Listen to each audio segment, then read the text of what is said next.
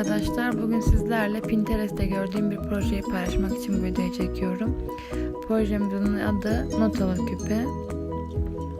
Hatta arkadaşlar kulağımda yaptığım bir tekini göstereyim size hemen. Çok şık duruyor gördüğünüz gibi.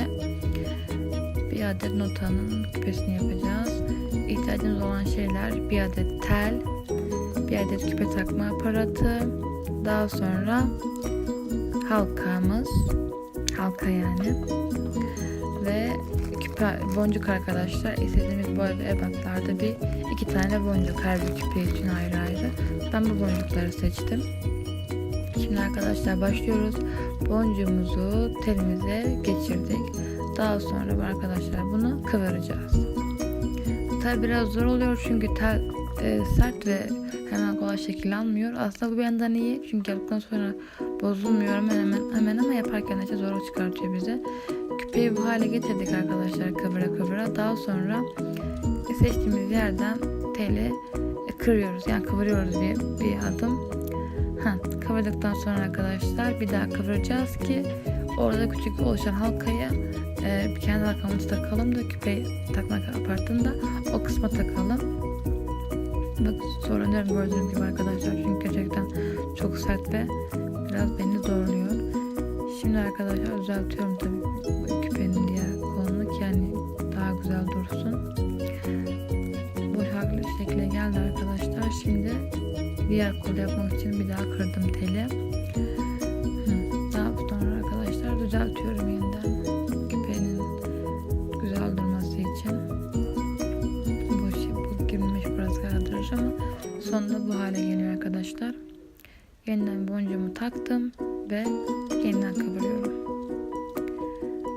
Tabii zor olduğu için uzun sürüyor buralar arkadaşlar. Kıvırıyorum.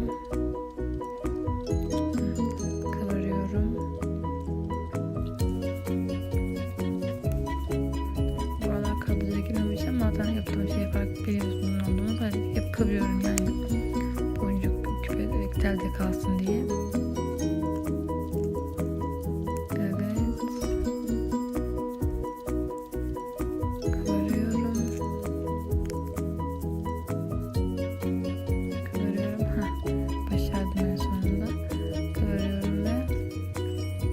Bitirdim en sonunda arkadaşlar. Şimdi ne yapacağım? Düzelteceğim boncukların yönünü, telin eğilen kısımlarını düzelteceğim.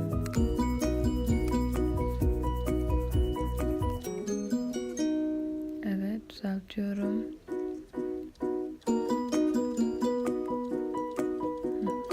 Düzeltiyorum iyice.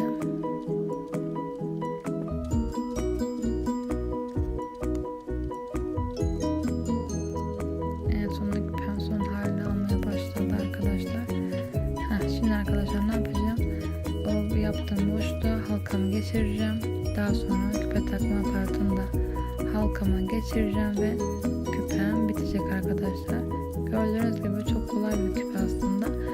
Bu tarz arkadaşlar Pinterest'te gördüm diye bir seri oluşturdum artık ben. Eğer sizin olursa fikirleriniz bana ulaştırın, size çekip atabilirim. Küpemin son hali bu arkadaşlar. Gayet hoş ve basit bir küpe. Kendinize bakın. Görüşürüz.